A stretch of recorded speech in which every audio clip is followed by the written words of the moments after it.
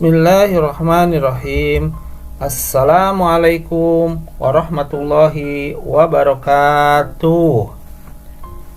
Alhamdulillahirrabbilalamin. Wabihi nasta'in ala umuri dunya waddin.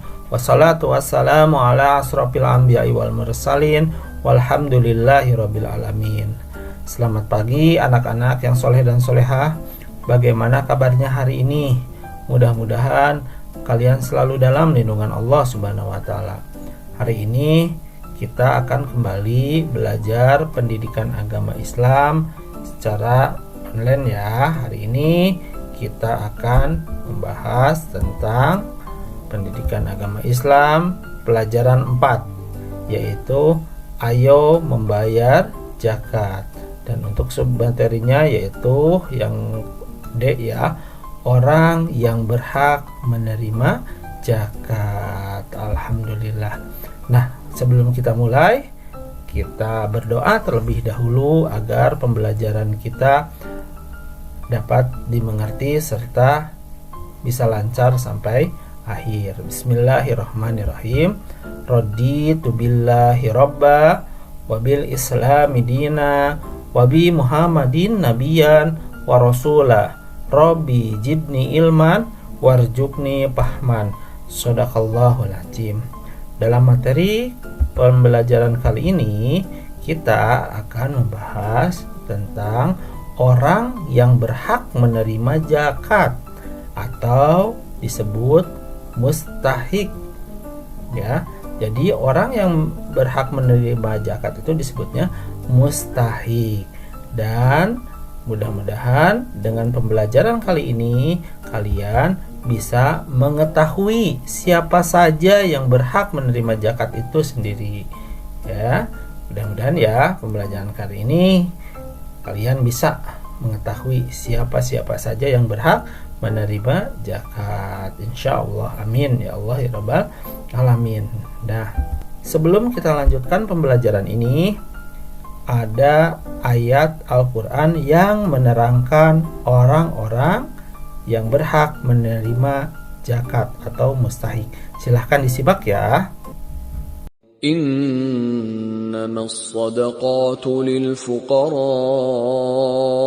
wal masakin wal 'amilina 'alayha wal mu'allafati qulubuhum wa fir riqabi wal gharimin wa fi sabilillahi wa ibnis sabil fariidatan minallah wallahu alimun hakim. Alhamdulillah, shadaqallahul azim. Itu tadi kita sudah mendengarkan lantunan ayat suci Al-Quran yang menerangkan tentang 8 orang yang berhak menerima zakat atau mustahik ya. Nah, dari 8 orang yang berhak menerima zakat itu kita bahas satu persatu. Yang pertama adalah fakir. Apa itu fakir? Fakir adalah orang yang amat sengsara, tidak mempunyai tenaga dan harta untuk memenuhi kebutuhan hidupnya. Nah, ini adalah golongan yang pertama. Dia itu disebutnya fakir. Yang mana orang fakir ini yaitu orang yang amat sengsara. Artinya dia tidak mempunyai apa-apa. Untuk makan hari ini aja dia tidak tahu gimana atau bisa mendapatkan apa tidak nih. Nah, itu saking fakirnya. Yang kedua, orang yang berhak menerima zakat itu adalah orang miskin. Apa itu miskin? Miskin adalah orang yang tidak cukup penghasilan. Dia mempunyai penghasilan tapi dia tidak cukup untuk memenuhi kebutuhan sehari-hari ya. Itu tingkatannya lebih baik dibanding fakir. Kalau fakir masa sama sekali tidak mempunyai tenaga dan harta ya. Kalau orang miskin itu orang yang tidak cukup penghasilannya. Dia mempunyai penghasilan hanya saja tidak mencukupi untuk memenuhi kehidupan sehari-hari. Yang ketiga yaitu adalah amilin. Amilin itu apa? Amilin atau pengurus zakat.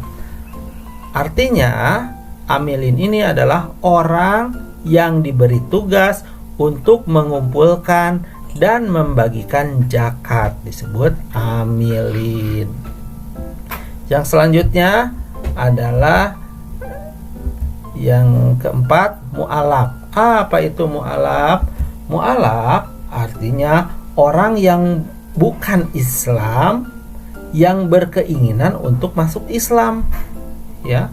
Dan orang yang baru masuk Islam yang imannya masih lemah. Nah, itu termasuk ke dalam 8 golongan orang yang berhak menerima zakat mu'alaf, ya.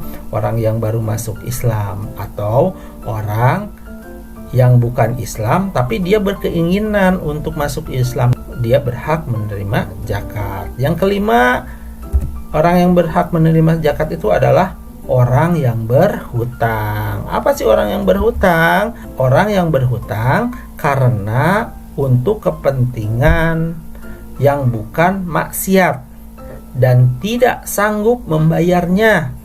Orang yang berhutang untuk memelihara persatuan umat Islam. Arti orang berhutang di sini dia bukan untuk maksiat serta tidak sanggup membayarnya. Kalau masih sanggup, tidak wajib untuk menerima zakat, ya.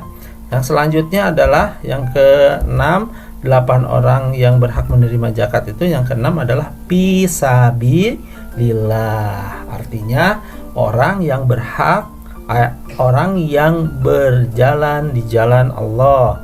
Artinya orang yang berjuang untuk keperluan pertahanan Islam di zaman Nabi. Fisabilillah itu mencakup juga kepentingan umum seperti mendirikan masjid, mushola, madrasah, rumah sakit, dan sebagainya. Nah, contohnya kalau yang ada di sekitar kita biasanya fisabilillah itu orang yang berjalan di jalan Allah itu seperti ustadz, guru-guru, terus guru ngaji, marbot, atau imam masjid. Nah, itu orang-orang yang berhak menerima zakat, orang yang benar-benar berjalan di jalan Allah Subhanahu wa ta'ala. Yang ketujuh, hamba sahaya. Kalau hamba sahaya ini artinya budak yang harus dimerdekakan. Untuk zaman sekarang itu tidak ada ya hamba sahaya atau budak belian, itu tidak ada. Yang terakhir, yang ke-8, yaitu adalah Ibnu Sabil. Apa itu Ibnu Sabil? Ibnu Sabil yaitu orang yang sedang menuntut ilmu namun kesulitan dalam pembiayaan. Biasanya orang yang menuntut ilmu apa ini? Biasanya ilmu agama, seperti orang-orang yang di pesantren, anaknya di pesantren yang emang menuntut ilmu agama. Nah, itu berhak menerima zakat. Nah, jadi ada 8 orang yang berhak menerima zakat, yaitu fakir, miskin, amilin, mu'alaf, orang yang berutang, fisabilillah, hamba sahaya, dan ibnu sabil. Dari ke-8 ini mungkin yang paling ada di lingkungan kita yaitu fakir, miskin, pasti ada. Amilin tentu saja yang mengelola zakatnya itu sendiri. Orang yang berhutang, kemajangan ini orang-orang yang berhutang biasanya ke bank ya, itu nggak harus nggak berhak menerima zakat kalau ke bank ya. Dan fisabilillah pastinya, dan ibnu sabil untuk mu'alaf, orang yang berhutang, dan hamba sahaya. Apalagi hamba sahaya pada zaman ini tidak ada ya, hamba sahaya atau budak belian. Nah, untuk pembelajaran kali ini alhamdulillah kita sudah mempelajarinya, yaitu tentang orang yang berhak menerima zakat. Dan untuk tugas kali ini kita sama-sama catat ya, dan diisi sesuai dengan apa yang ditanyakan. Alhamdulillah, silahkan dibaca, dan untuk penjelasannya, untuk isinya ada dalam penjelasan sebelumnya atau ada dalam penjelasan yang tadi Bapak jelaskan. Mungkin hanya itu dari Bapak. Akhirul kalam, wabillahi taufiq wal hidayah. Assalamualaikum warahmatullahi wabarakatuh.